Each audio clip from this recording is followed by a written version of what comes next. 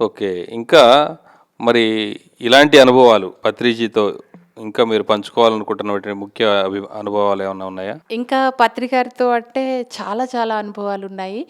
నేను 2007 సంవత్సరంలో ధ్యానంలోకి వచ్చిన తర్వాత అసలు అద్భుతంగా నేను ఎలా అంటే 2007 నేను సిద్ధి సమాధి యోగా చేసింది కూడా నవంబర్ 26, 27, 28 తేదీల్లో మాకు మంత్రోపదేశాలు తర్వాత ఇంకా చాలా చాలా జరిగాయి. యాదృచ్ఛికంగా ఈ పిరమిడ్ మెడిటేషన్‌లోకి రావడం కూడా 2007 సంవత్సరం నవంబర్ 26, 27, 28 తేదీల్లో నాకు డేట్స్ బాగా గుర్తున్నాయి. పాపికొండల్లో గురువుగారితో ఉన్నాము. మరి తర్వాత ఈ ఆనంద్ ప్రసాద్ కూడా ఉన్నారన్న సంగతి నాకు అప్పుడు తెలీదు. సో, నేను నవంబర్‌లో పాపికొండల యాత్ర అయిపోయిన తర్వాత గురువుగారితో కలిసిన తర్వాత డిసెంబర్‌లో అరుణాచలంలో అప్పుడు ధ్యాన యజ్ఞమా? ధ్యాన యజ్ఞాలు జరుగుతూ ఉండేవి. సో, అది ఫస్ట్ టైం నేను అంటే ఖమ్మం జిల్లా దాటి నేను ఎప్పుడూ ఎటు వెళ్ళలేదు. సో, అరుణాచలం వెళ్ళినప్పుడు ఈ ఆనంద్ ప్రసాదే నాకు కలిసాడు. అంటే వాళ్ళు ఎలా కలిసారో నాకు గుర్తు రావట్లేదు కానీ వెంకటేశ్వర సారు మన ఇల్లందు వెంకటేశ్వరరావు గారు పరిచయం చేశారు. పరిచయం చేస్తే అప్పుడు ఆనంద్ ప్రసాద్ వాళ్ళ బాబు చాలా చిన్నగా 6 నెలల బాబు అనుకుంటాను. నాకు అక్కడికి వెళ్తుంటేనే గొంతంతా బాగా జలుబు చేసి గొంతు పోయింది. మాట రావట్లేదు. నాకు అంటే రోజులు గడుస్తూ ఉన్న కొద్దీ నేను అరుణాచలం ఎందుకు వెళ్ళబడ్డానో అంటే మొదటిగా ధ్యానంలోకి వచ్చిన తర్వాత అరుణాచలం ఎందుకు వెళ్ళబడ్డాను అనంటే ఆ అరుణాచలేశ్వరుని యొక్క ఆయనకు అంటే ఆయన హృదయంలో నేనున్నానేమో, నా హృదయంలో ఆయన ఉన్నారు అని అనుకుంటాను ఇప్పటికీ. ఎందుకంటే అక్కడికి వెళ్ళడం మన రమణ మహర్షి ఉన్నారు. అక్కడ ఆయన చాలా మౌనంగా ఉండేవారు. అందుకే నా గొంతు మాటలు రాలేదు. కానీ అక్కడ ఆ అంటే ఆ దృశ్యము, అంతమంది జనము, అక్కడ ఆ యజ్ఞము, ధ్యాన యజ్ఞము జరుగుతున్నప్పుడు అద్భుతంగా నేను ఏదో లోకంలో స్వర్గంలో ఉన్నట్లుగా అనిపించింది. ఎందుకంటే మొట్టమొదటిసారి బయటికి వెళ్ళడం, అక్కడ కనిపించడం. అందరూ ముందు కూర్చుంటే చిట్ట చివరి ఇంకా లాస్ట్ కుర్చీలు కూడా లేకపోతే కింద కూర్చున్నాం మేము. నేను, ఆనంద్ ప్రసాద్, వాళ్ళ మిసెస్, వాళ్ళ బాబు, వాడు చిన్నోడు. సో, అట్లా అంటే నిజంగా ఎంతటి అద్భుతం అంటే ఇది. ముందుగా అరుణాచలం వెళ్ళడం, ఆ తర్వాత బెంగుళూరు వెళ్ళడం. అరుణాచలంలో నాకు ఆనందం తప్ప నాకేమీ కలగలేదు. నాకేమీ తెలీదు కూడా అప్పటికి. తర్వాత బెంగుళూరు వెళ్ళాము. బెంగుళూరు వెళ్ళిన తర్వాత అప్పటికి ఇంకొక సంవత్సరం అయింది కాబట్టి కొంతమంది మిత్రులు, వైజాగ్ మిత్రులు చాలామంది ఉన్నారు. మేమందరం కలిసి సరదాగా అంటే గురువుగారు సబ్జెక్ట్స్ చెప్తూ ఉంటే మనసు అనే కాన్సెప్ట్ని పట్టుకొని మనసు ఎక్కడుంది, అసలు ఎలా ఉంటుంది మనసు, నీ మనసు దొరికిందా, నీ మనసు పోయిందా, ఇలా జోకులు వేసుకుంటూ మేము మనసు గురించే కాన్సెప్ట్ మాట్లాడుకునేవాళ్ళం. కానీ అక్కడ కూడా ఏమీ అనుభవం రాలేదు. అందరూ నన్ను అడిగేవాళ్ళు అనుభవం వచ్చిందా ఏమన్నా అంటే, అనుభవం అంటే ఏంటో నాకు తెలియదు అనేసి చెప్పేదాన్ని. అనుభవం నాకెప్పుడు బెంగళూరులో కూడా మరుసటి సంవత్సరం కూడా 2008లో కూడా నాకు అనుభవాలు ఏవీ రాలేదు. తర్వాత శ్రీశైలం వెళ్ళాం. శ్రీశైలం ధ్యానయజ్ఞం. శ్రీశైలం వెళ్ళాం. శ్రీశైలం ధ్యానయజ్ఞంలో నేను అనుకున్నాను ఎవరితో మాట్లాడకూడదు, బాగా ధ్యానం చేయాలి అనేసి ఆ డయాస్ పక్కనే కూర్చొని బాగా ధ్యానం చేస్తూ ఉంటే ఒకరోజు నేను మొట్టమొదటి రోజు కూర్చున్నప్పుడు పైనుండి నాకు ఒక తెల్లటి దారలాగా, పాల దారలాగా నా మీద పడింది. ఆ తర్వాత రోజు మరి నేను అటు ఇటు గోడల లోపల నుండి వెళుతూ ఉన్నాను. ఇదేంటి నేను గోడ లోపల నుండి వెళ్ళగలుగుతున్నాను అనేసి లోపలికి చూసుకుంటే లోపల గోడ అడ్డు ఉండేది. మళ్ళీ కనిపించేది లోపలికి బయటికి వెళ్తూ ఉండేదాన్ని. తర్వాత మూడో రోజు ఒక చిన్న ధ్యానంలో నిశ్చలంగా కూర్చున్నాను. ఒక చిన్న ఏనుగు పిల్ల వెళ్తుంది ముందు. ఏంటి ఇలా ఏనుగు పిల్ల వెళ్తుందని చూస్తే ఒక దగ్గర ఆగింది. అక్కడ భూమి లోపల నుండి శివలింగం బయటకు వస్తూ ఉంది. ఆ శివలింగం అలా పైకి వచ్చి ఆగింది. చిన్న ఏనుగు పిల్ల అంత ఎత్తులో. ఆ తర్వాత ఒక సర్పం వచ్చింది. సర్పం వచ్చి ఏం చూస్తుంది, ఏంటి ఈ సర్పము, సర్పానికి వెనుక ఇలాగా ఆకారం ఉంటుంది, ఇలాగా అది ఉందా అని ఇలా తొంగుబడి చూశాను. అది పడగ మీద ఉంది ఆ గుర్తు. ఆ తర్వాత అదేదో కృష్ణపాదమో ఏదో అంటారు. ఆ తర్వాత సాలెపురుగు వచ్చింది. ఇలా చెయ్యంత వెడల్పు ఉంది. ఆ సాలెపురుగు వచ్చేసి శివలింగం మీద ఇలా దుమ్ము దులిపేసి అలా శివలింగం మీద నిలబడి ఉంది. ఇలా ఎందుకు వచ్చిందని నేను శివప్ప సార్ని అడిగాను. సార్ నాకు ఇలా అనుభవం వచ్చింది. అనుభవం అంటే ఏంటో తెలియదు నాకు అసలు. ఇలా కనిపించింది ధ్యానంలో కూర్చున్నప్పుడు అంటే ఆయన ఏదో చెప్పారు. నాకు రావాలనుకున్నాను అలాగా, కానీ నీకు వచ్చిందా ఇలాగా అన్నారు. సరే ఏదో జోక్ చేస్తున్నారు అనుకున్నాము. ఇంకా తర్వాత బెంగుళూరు తర్వాత వైజాగ్ వెళ్ళడం జరిగింది. వైజాగ్‌లో నేను త్వరగా బయలుదేరి అమ్మని తీసుకొని వెళ్ళానప్పుడు త్వరగా వెళ్ళేసి గురువుగారు వెనక కూర్చునేదాన్ని. వెళ్ళిన రెండో రోజు అమ్మకు బాగా జ్వరం వచ్చింది. నేను అప్పుడు అనుకున్నాను, ఈ ధ్యానం కనుక శక్తివంతమైందైతే, ఈ ధ్యానం కనుక నిజమైందైతే అమ్మ జ్వరం, ఎందుకంటే ఇంటికి వెళ్దాం అంటోంది. నాకేమో వెళ్ళాలని లేదు ఇంటికి, అక్కడే ఉండాలని ఉంది. 5గురు పెద్ద మనుషుల్ని తీసుకొని వెళ్ళాను, బాగా ముసలి వాళ్ళని. సో వాళ్ళందరినీ తీసుకువెళ్ళే బాధ్యత నాది. సో అమ్మకి నేను వెళ్ళేసరికి జ్వరం తగ్గాలి అనుకున్నాను. జ్వరం తగ్గిపోయింది. గురుగారు వెనక కూర్చొని ధ్యానం బాగా చేశాను. అమ్మకి జ్వరం తగ్గిపోయింది. అలా ఇక వైజాగ్ ధ్యాన మహాయజ్ఞం అయిపోయిన తర్వాత ఇంకా తర్వాత సంవత్సరం నుండి 2007, 8, 9 తర్వాత 2010లో కడతాల్లో పెట్టడం జరిగింది. అక్కడి నుండి నేను అనుకున్నాను, అందరూ నన్ను క్లాసెస్ చెప్పమంటే 2009లో ఇంకా ఒక సంఘటన కూడా జరిగింది. క్లాసెస్ చెప్పమంటే నాకు క్లాస్ చెప్పడం రాదు, అందరూ ధ్యానం చేసుకుంటున్నారు, ధ్యానమే కదా ఇంకేంటి క్లాసెస్ చెప్పేది, ఏం చెప్తాం, మన దగ్గర ఏముంటుంది అన్నాను.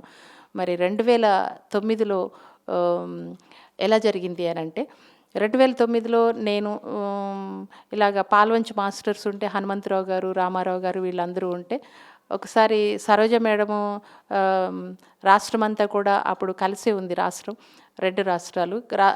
రాష్ట్రమంతా మహిళామణుల్ని పిలిచి వాళ్ళని సన్మానం చేయాలని చెప్పి, ఓన్లీ మహిళలకి సన్మానం చేయాలని నాకు ఒక 3 నెలల ముందు చెప్పారు. ఇలా సన్మానం చేస్తున్నాను, యాంకరింగ్ నువ్వు చేయాలి అనేసి. సో సరే అన్నాను.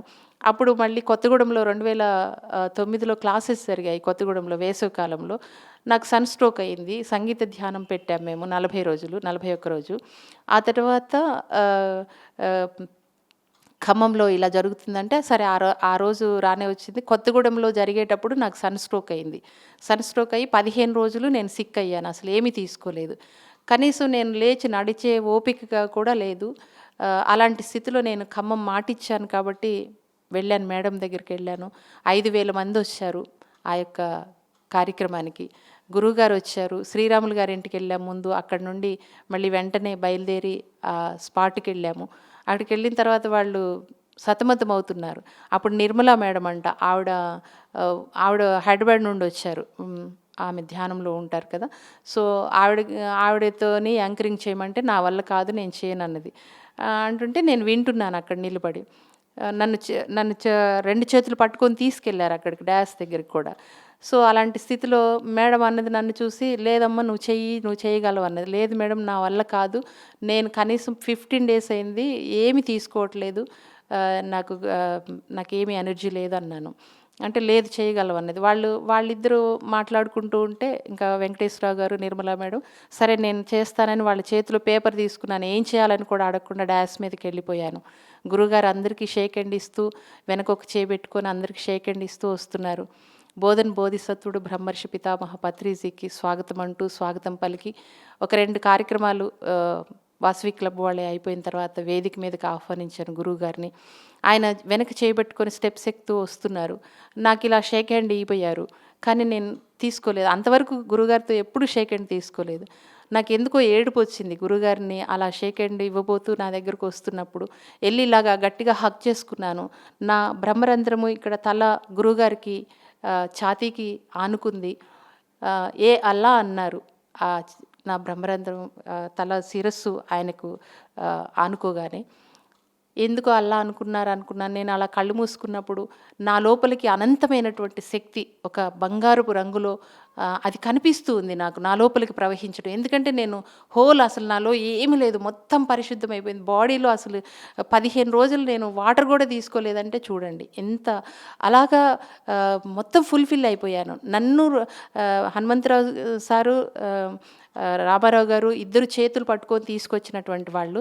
ఇంక నేను కోకోనట్ వాటర్ మా హస్బెండ్ ఇచ్చారు, దానిలో అది గ్లూకోజ్ కలిపి అది అక్కడ పెట్టాను. నేను ఒక పాదరసంలాగా తిరుగుతూ 3 గంటలు, దాదాపు 4 గంటల వరకు 4 గంటలు స్టేజి మీద ఎలా తిరిగానో, ఎలా మాట్లాడానో నాకు తెలీదు. ఎందుకంటే ఆ గురువుగారు నాకు ఆ శక్తి వచ్చిందని కూడా అప్పుడు తెలీదు. అప్పుడు చెప్పలేకపోయాను. తర్వాత నేను వెళ్తూ ఉంటే కిందకి దిగి గురువుగారు, "ఓ మహిళ ఇట్రా ఇట్రా" అని పిలిచేసి, "మీ అనుభవం చెప్పండి" అని అంటే, నేను శ్రీశైలంలో ఫస్ట్ అనుభవం అది కాబట్టి అది చెప్పాను.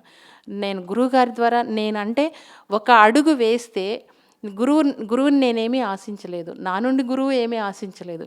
కానీ నా హస్బెండ్ పంపించటం, అది అలాంటి స్థితిలో ఉన్నా కూడా నన్ను పంపించటము, నేను ముందుకు అడుగు వేసి వెళ్ళడము, మరి అలా వెళ్ళినప్పుడు నేను పొందినటువంటి ఆ గొప్ప అనుభూతి, ఆ గురువుగారిలో నుండి తీసుకున్నటువంటి శక్తి అనంతం, అద్భుతం.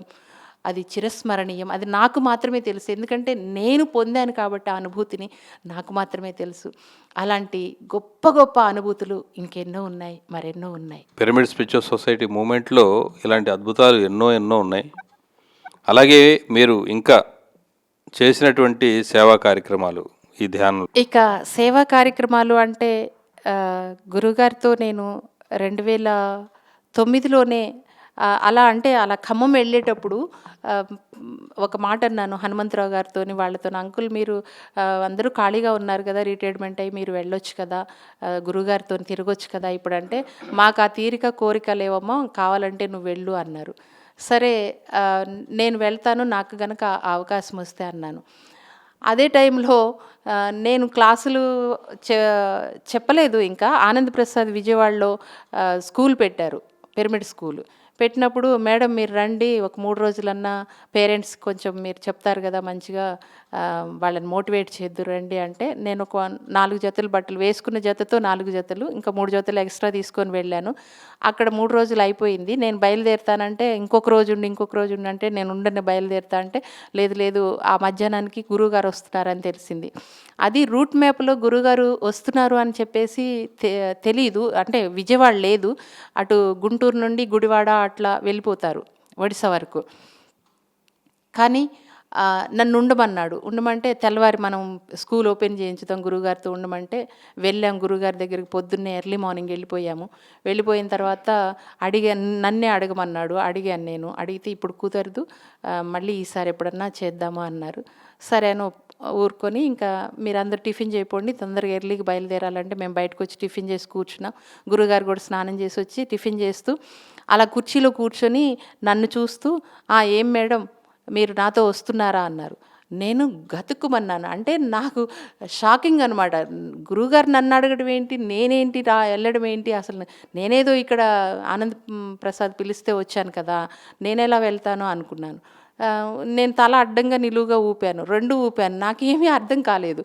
అప్పుడు మళ్ళీ శివప్ప సార్ దగ్గరికి వెళ్ళి, "ఏంటి సార్ ఇలా అంటున్నారు, నన్ను రమ్మంటున్నారేంటి, ఆయన ఏంటి అట్లా అడుగుతున్నారేంటి" అని అంటే, "ఇంకేంది జాక్పట్ కొట్టేసావు, బయలుదేరాను." "బయలుదేరటం ఏంటి, 10 రోజుల టూరు, నేనేలా బయలుదేరను, ఇంటి దగ్గర పర్మిషన్ కావాలి కదా" అంటే, అడుగు అన్నారు. ఇంటి దగ్గర అడిగితే, "మరి డబ్బులు కావాలి కదా" అన్నారు. "డబ్బులు అక్కర్లేదు, గురువుగారితో వెళ్తే నాకు బట్టలే లేవు సమస్య" అంటే, "మరి చూసుకో నువ్వు, నీ ఇష్టం" అన్నారు. అప్పుడు మళ్ళీ నేను శివప్ప సార్ దగ్గరికి వెళ్ళి ఇట్లా అన్నారు, ఓకే అన్నారంటే, "ఇంకేంది మరి మీ డాడీ ఉన్నారు కదా, ఉదయభాన్ డాడీ వైజాగ్లో ఉన్నారు కదా, ఆయనకు ఫోన్ చేయంటే" ఎమ్మడే డాడీకి ఫోన్ చేసి, "డాడీ నేను ఇట్లా విజయవాడ వచ్చాను, నన్ను రమ్మంటున్నారు సార్తో పాటు" అని అంటే, "కానీ నా దగ్గర బట్టలు లేవు, బట్టలు" అన్నాను అంతే. లేవు అని కూడా చెప్పలేదు. ఇంకా ఆయనకు అర్థమైపోయింది. "బట్టలు అవన్నీ తర్వాత సంగతి, నేను చూసుకుంటాను, నువ్వు బయలుదేరిపో" అన్నారు. ఇంటి దగ్గర కింగ్ పర్మిషన్ ఇచ్చారు కదా అంటే, ఇచ్చారన్నాను. సరే బయలుదేరమన్నారు, బయలుదేరాను. బయలుదేరిన తర్వాత నేను డిసైడ్ అయ్యాను. ఎందుకు అని అంటే, ఒకళ్ళ మీద మనం ఆధారపడకూడదు. నా దగ్గర 3 జతల బట్టలు ఉన్నాయి. అప్పుడు వర్షాలు కూడా కురుస్తున్నాయి మెల్లమెల్లగా. నా దగ్గర ఉన్నటువంటి 3 జతల బట్టల్ని ఒక్కొక్క జత 3 రోజులు వేసుకోవాలి. నేను స్నానం చేసినా మళ్ళీ అవే మంచిగా మడత పెట్టుకొని వాటిని నీట్గా ఉతుక్కునే అవకాశం ఉండదు. ఎందుకంటే గురువుగారితో వెళ్తే ఉరుకులు పరుగులే. అలా నేను స్నానం చేసినా కూడా అవే బట్టలు వేసుకోవాలి, ఒక్కొక్క జత 3 రోజులు అని డిసైడ్ అయిపోయి నేను బయలుదేరాను గురువుగారితోని. అలా ఒక్క అడుగు నేను వేస్తే నిజంగా నా జన్మలో కాదు, ఎన్నెన్ని జన్మలకైనా ఆ పరమ గురువుకి నమస్కారాలు. ఆయనకి ఎంత కృతజ్ఞతలంటే ఒక మనిషిని, ఒక రాయిని ఒక దేవుడిలాగా మలిచినటువంటి ఒక శిల్పి.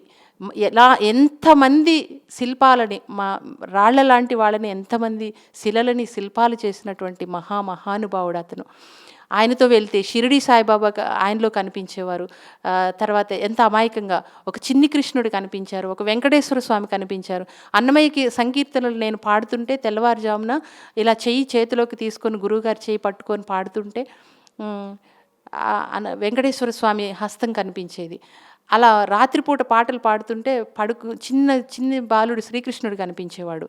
ఒక నడుస్తుంటే షిరిడి సాయిబాబా కనిపించేవారు. అలా అద్భుతంగా ఎన్నో అనుభవాలు. నేను ఇలా బట్టలు లేకుండా వెళ్ళాను అని నాతో చెప్పించారు. నాకు ఎంత సిగ్గయిందంటే, బట్టలు తెచ్చుకోలేదు, నేను ఇలాగా 3 రోజులు వచ్చాను అని అంటే, మేడం మీ అనుభవం చెప్పండి, మీరు ఎలా వచ్చారు చెప్పండి అనేవారు. ఫస్ట్ మేము వెళ్ళింది గుడివాడ భూమి పూజ చేసుకొని ఆ పిరమిడ్కి, ఆ గుడివాడ పిరమిడ్ భూమి పూజ అప్పుడు నేను గురుగారితో వెళ్ళాను. అక్కడి నుండి మన భీమవరం వెళ్ళాం. తెల్లవారు లేచి నేను వెళ్ళంగానే గురుగారి దగ్గరికి చుట్టూ అప్పటికే మనుషులు ఉన్నారు. నేను పోయి నిల్చున్నాను బిక్కుమంటూ. ఫస్ట్ టైం కదా గురుగారితో ఉండడము, ధ్యానంలోకి రావడం కూడా కొత్తనే, అప్పటికి 2వ సంవత్సరం. ఏంటి మేడం మీ అనుభవాలు చెప్పండి అంటే, ఇలాగ వచ్చాను, ఆనంద్ ప్రసాద్ పిలిస్తే విజయవాడ వచ్చాను, బట్టలు కూడా తెచ్చుకోలేదు అని అంటే, ఆ మాట రావడమే ఆలస్యం.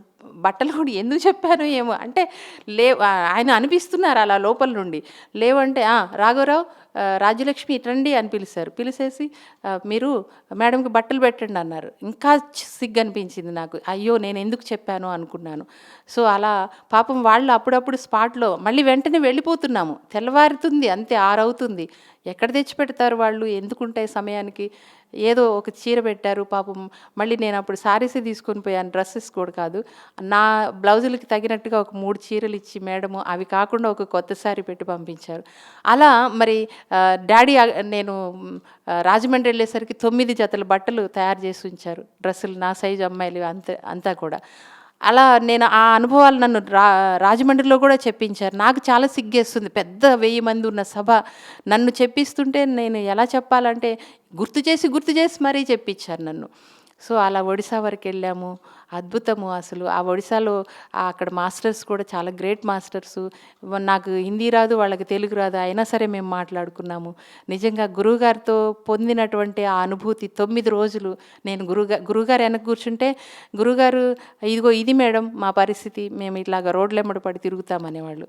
అదే సందర్భంలో మరి నాకు ఎందుకన్నారో తెలియదు, మీకు రుణపడి ఉన్నాను మేడం అన్నారు. రుణపడి అంటే నేను అప్పటికి వచ్చింది 2 ఇయర్సే, నాకు ఏమీ తెలియదు, తాంటే తూ తెలియదు. ఎందుకు రుణపడి ఉన్నారు అని నేను 6 నెలలు నా మనసు వేదన పడింది. ఎందుకు అనేసి నాకు అనిపించింది. అప్పుడుకున్న జ్ఞానం ప్రకారం 6 నెలల తర్వాత ఎందుకు నేను గురువుగారికి రుణపడి ఉన్నానని ప్రశ్న వేసుకున్నప్పుడల్లా నాకు ఏమీ ఆన్సర్ దొరకకపోయేది. ధ్యానంలో కూర్చుంటున్నాను అంతే, నాకు ఏమీ ఆన్సర్ దొరకలేదు.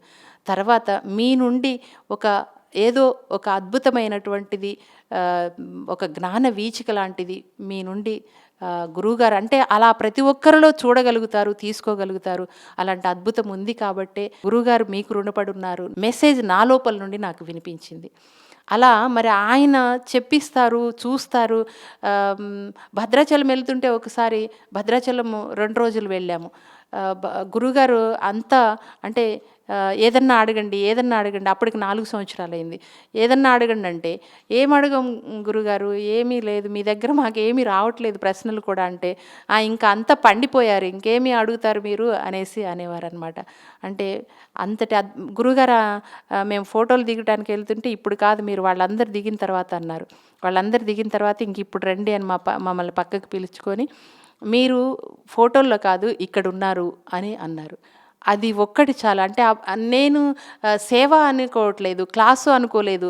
నిజంగా నేను అసలు ఇల్లు దాటి బయటికి వెళ్ళడం కూడా తెలియదు నాకు. బస్సు ఎక్కడం తెలియదు, ట్రైన్ ఎక్కడం తెలియదు. అలా మరి క్లాసులు చెప్పడానికి రేపల్లె మాస్టర్, సుధాకర్ మాస్టర్ అడిగితే క్లాస్ చెప్పడానికి రండి మేడం అంటే నాకు తెలియదు అన్నాను. అసలు అనివార్యంగా ఎలా వచ్చిందో ఆ శక్తి, అలా వెళ్ళిపోయి నేను క్లాసెస్ చెప్పడం మొదలుపెట్టాను. గురువుగారితోని ప్రతి ఒక్కరికి ఆ ప్రత్యేకమైనటువంటి అనుబంధం. మరి ఆ లోకం నుంచి ఈ లోకానికి అలాగే వచ్చాం.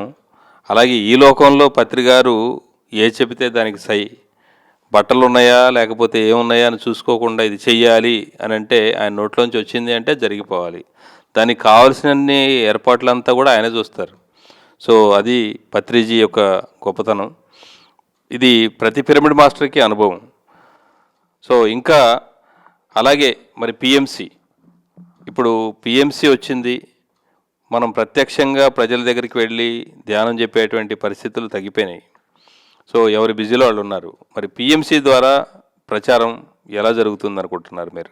నిజంగా పిఎంసి చాలా అద్భుతం. ఎందుకంటే ఇది గురువుగారి మానస పుత్రిక.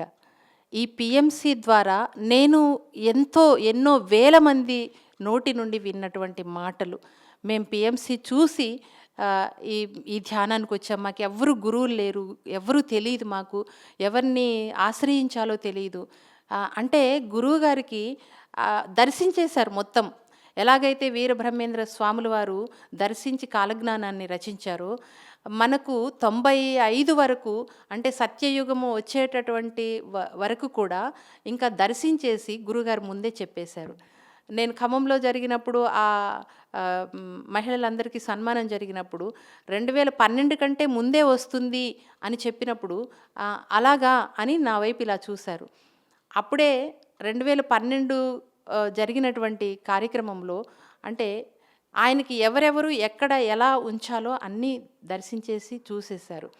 2012 కార్యక్రమంలో లోకమంతా కూడా ధ్యానమయమైపోతుంది, ధ్యానం తెలుస్తుంది అన్నప్పుడు అప్పుడు మరి టీవీల ద్వారా మనందరం కూడా చూసాము. అలాంటి సన్నివేశాల్లో ఎవరిని అక్కడ ఉండాలి, ఎవరిని చూడాలి, ఎవరిని ఎంచుకోవాలి అని చెప్పి గురువుగారు ఎవరికి ఏం కావాలో నిజంగా అన్ని లక్షల మంది, అన్ని కోట్ల మంది కూడా నాకు గురువుగారు నా సొంతం, నా దగ్గరగా ఉన్నారు, నా గురువే ఈయన అని అనిపించేటటువంటి ఒక ఆత్మ సంతృప్తిని కలగజేసినటువంటి మహానుభావుడు. ప్రతి ఇంట్లోనూ ఉన్నారు. నేను మా ఇంటికి వస్తారా గురువుగారు అనుకున్నాను, కానీ ఇల్లెందులో జరిగినప్పుడు మరి వెంకటేశ్వరరావు గారు పిరమిడ్ ఓపెనింగ్ అప్పుడు మా ఇంటికి వచ్చారు. ఆయన మా ఇంట్లో భోజనం చేశారు. ఆ ఒక్క సంతృప్తి నాకు చాలు. ఎందుకు అనంటే ఆయన పని ఎలా అంటే ఒక అనుక్షణం కూడా ఆయన పని చేస్తూనే నిరంతర శ్రామికుడు. మా అందరినీ కూడా ఒక సంధించిన బాణాలు చేసి ఈ ప్రపంచం మీదకి ఆయన పోలేదు, మా అందరిలో ఉన్నారు, మా అందరిలో కనిపిస్తున్నారు. ఆయన భౌతిక దేహం కనిపించట్లేదు అని అనుకుంటారు, కానీ చూడని వాళ్ళకి తెలియదేమో, కానీ ఆయన అణువు కూడా ఆయన మాతోనే ఉన్నారు. మా ప్రతి క్షణంలో కూడా మాతో నడుస్తున్నారు, మాతో నడియాడుతున్నారు. ఎప్పుడో కష్టం వచ్చినప్పుడే గురుగారిని అనుకుంటాం. అలా అంటప్పుడు నేనున్నాను అని భుజస్కంధాల మీద వేసుకొని ఒక చంటి బిడ్డల్ని మోసినటువంటి పరమ గురువులు. ఆ అమ్మకు కూడా స్వర్ణమాల అమ్మ, పత్రి గారు ఈ ప్రతి ఒక్క బిడ్డని కూడా చంకనెత్తుకొని మోసినటువంటి ఇంత విశాల ప్రపంచంలో ఇంతమంది బిడ్డలు ఉండడం, ప్రతి ఒక్కరు కూడా తన బిడ్డే అనుకోవడం, మరి ఎంత గొప్ప మహాపురుషుడు, ఎంత గొప్పగా మరి జీవుల్ని హింసించొద్దు అని చెప్పినటువంటి మహానుభావుడు. చిన్నప్పటి నుండి నేను కూడా అంతే. ఎవరన్నా ఏదన్నా పల్లెటూరులో ఉండేవాళ్ళం మేము. ఎవరన్నా అలాంటి కోళ్ళని, వాటిని, మేకల్ని హింసిస్తుంటే వాళ్ళ మీద పోట్లాడేదాన్ని నేను. అందుకే గురువుగారు బెంగళూరులో నన్ను వెళ్ళంగానే ఫస్ట్ టైము తొడ మీద కూర్చోబెట్టుకొని చాలా చెప్పారు. మేము వ్యవసాయం చేస్తున్నాము, ఇలాగా పండిస్తున్నామంటే మనం చేయాల్సింది అదే. ధ్యానమయం అయిపోయింది. 2012 కల్లా ప్రపంచం మొత్తం ధ్యానం తెలిసిపోతుంది, పిరమిడ్ మయమైపోయింది, పిరమిడ్ యుగం అయిపోయింది. ఇంకా మనం చేయాల్సింది ఆహారం మీద పోరాటం, మంచి సాత్వికాహారము, ఎలాంటి పెస్టిసైడ్స్ వాడకుండా ఉన్నటువంటి, కలుషితం లేనటువంటి ఆహారాన్ని మనం అందించాలి. అది మన పిరమిడ్ సొసైటీలో ఉన్నటువంటి ప్రతి ఒక్కరి బాధ్యత. అలా చెయ్యాలి అని చెప్పారు. మరి అలా చేయడానికి సన్నద్ధులమవుతున్నాము, రైతులకు చెప్తున్నాము, రైతులందరూ ధ్యానిస్తున్నారు. అసలు వీళ్ళు వాళ్ళు అని లేదు, ప్రతి ఒక్కరు కూడా మరి ప్రతి ఒక్కరి మనసులో కూడా పత్రి గారు ఉండి వారందరినీ కూడా ముందుకు నడిపిస్తున్నారు. Okay madam, thank you very much. మీ యొక్క అద్భుతమైనటువంటి అనుభవాలు ఈరోజు పిఎంసికి అందించినందుకు థ్యాంక్ యూ. చూస్తూనే ఉండండి పిఎంసి, ప్రతిక్షణం సత్యదర్శి.